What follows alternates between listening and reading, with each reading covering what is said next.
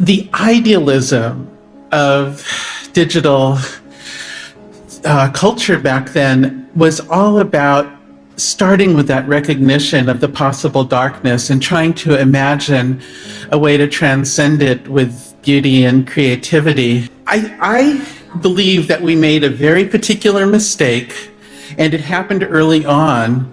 And by understanding the mistake we made, we can undo it. It happened in the 90s and going into the turn of the century. And here's what happened. Early digital culture, and indeed digital culture to this day, had a sense of, I would say, lefty socialist mission about it. That unlike other things that have been done, like the invention of books, everything on the internet must be purely public, must be available for free, because if even one person cannot afford it, then that would create this terrible inequity. Now, of course, there's other ways to deal with that. If books cost money, you can have public libraries and so forth. But we were thinking, no. This is an exception. This must be pure public commons. That's what we want. And so that spirit lives on. You can experience it in designs like the Wikipedia, for instance, many others.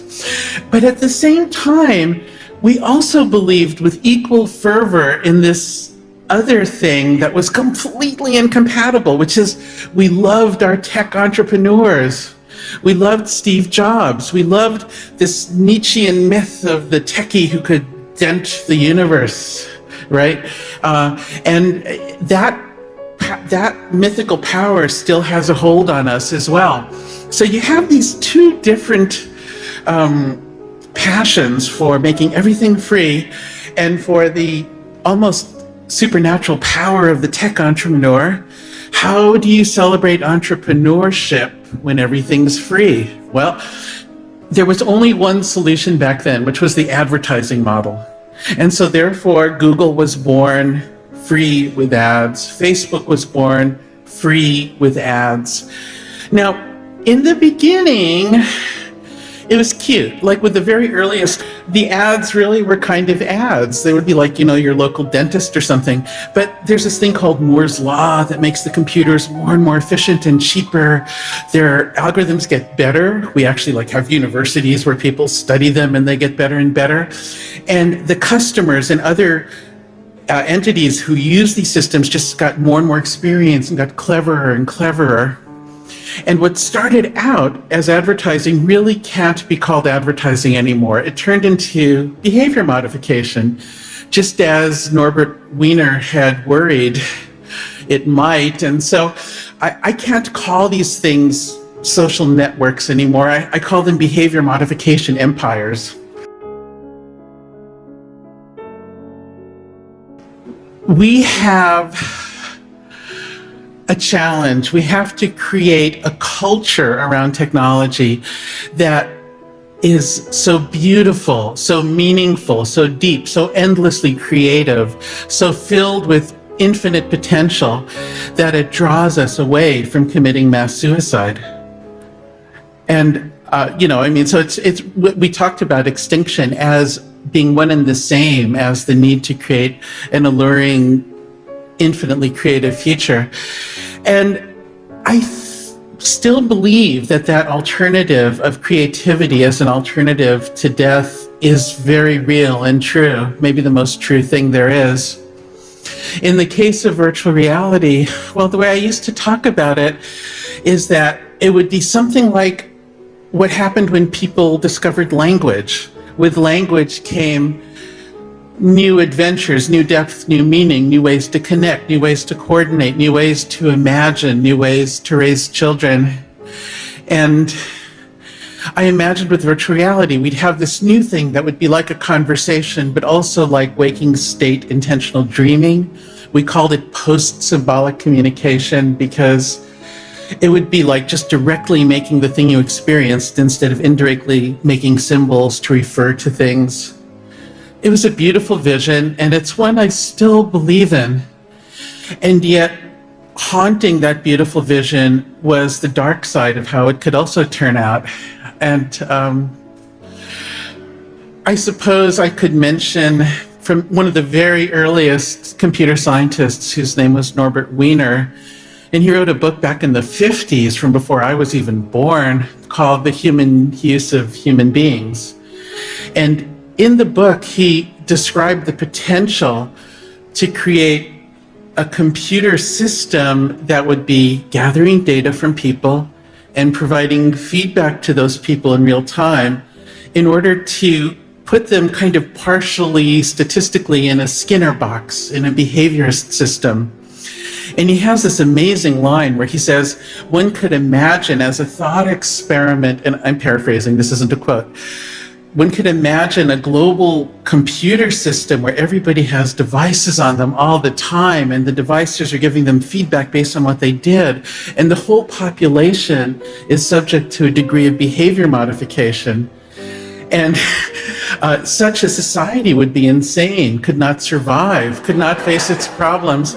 And then he says, but this is only a thought experiment, and such a future is technologically infeasible. I refuse to vilify the individuals. I have dear friends at these companies, sold a company to Google, even though I think it's one of these empires. I don't think this is a matter of bad people who've done a bad thing. I think this is a matter of a globally tragic, astoundingly ridiculous mistake rather than a wave of evil. Let me give you just another layer of detail into how this particular mistake functions. So with behaviorism, you give the creature, whether it's a rat or a dog or a person, little treats and sometimes little punishments as feedback to what they do. So if you have an animal in a cage, it might be candy and electric shocks. But if you have a smartphone, it's not those things. It's symbolic punishment and reward. Pavlov, one of the early behaviorists, demonstrated the famous principle. You could train a dog to salivate just with the bell, just with the symbol. So on social networks, social punishment and social reward function as the punishment and reward. And we all know the feeling of these things. You get this little thrill, oh, somebody liked my stuff and it's being repeated. Or the punishment, oh my God, they don't like me, maybe somebody else is more popular, oh my God. So you have those two very common feelings, and they're doled out in such a way that you get caught in this loop. As has been publicly acknowledged by many of the founders of the system, everybody knew this is what was going on. But here's the thing. Traditionally, in the academic study of the methods of behaviorism, there have been comparisons of positive and negative stimuli. In this setting, a commercial setting, there's a new kind of difference that has kind of evaded the academic world for a while. And that difference is that whether positive stimuli are more effective than negative ones in different circumstances, the negative ones are cheaper. They're the bargain stimuli. So what I mean by that is it's much easier to lose trust than to build trust. It takes a long time to build love. It takes a short time to ruin love. Now, the customers of these behavior modification empires are on a very fast loop. They're almost like high-frequency traders. They're getting feedback from their spends or whatever their activities are if they're not spending, and they see what's working, and then they do more of that. And so they're getting the quick feedback, which means they're responding more to the negative emotions because those are the ones that rise faster, right? And so therefore, even well-intentioned players who think all they're doing is advertising toothpaste end up advancing the cause of the negative people, the negative emotions, the cranks, the paranoids, the cynics, the nihilists. Those are the ones who get amplified by the system. And you can't pay one of these companies to make the world suddenly nice and improve democracy nearly as easily as you can pay to ruin those things. A lot of cyber culture also believed that in the future televisions and movies would be created in the same way, kind of like the Wikipedia. But then companies like Netflix, Amazon, HBO said, actually, subscribe, we'll give you great TV. And it worked. We now are in this period called peak TV, right? So sometimes when you pay for stuff, things get better. We can imagine a hypothetical world of peak social media. What would that be like? It would mean when you get on, you can get really useful, authoritative medical advice instead of cranks. It could mean when you want to get factual information, there's not a bunch of weird paranoid conspiracy theories. We can imagine this wonderful other possibility. I dream of it. I believe it's possible. I'm certain it's possible. And I'm certain that the companies, the Googles and the Facebooks, would actually do better in this world. I don't believe we need to punish Silicon Valley. We just need to remake the decision. Of the big tech companies, it's really only two that depend on behavior modification and spying as their business plans, Google and Facebook. And I love you guys. I love the company. I do. Like, the people are fantastic. I want to point out, like, if you look at Google, they can propagate cost centers endlessly with all these companies, but they cannot propagate profit centers. They cannot diversify because they're hooked.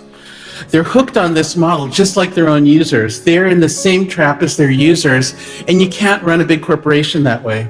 So this is ultimately totally in the benefit of the shareholders and other stakeholders of these companies. It's a win-win solution. It'll just take some time to figure it out. A lot of details to work out, totally doable. I don't believe our species can survive unless we fix this. We cannot have a society in which, if two people wish to communicate, the only way that can happen is if it's financed by a third person who wishes to manipulate them. In the meantime, if the companies won't change, delete your accounts, okay?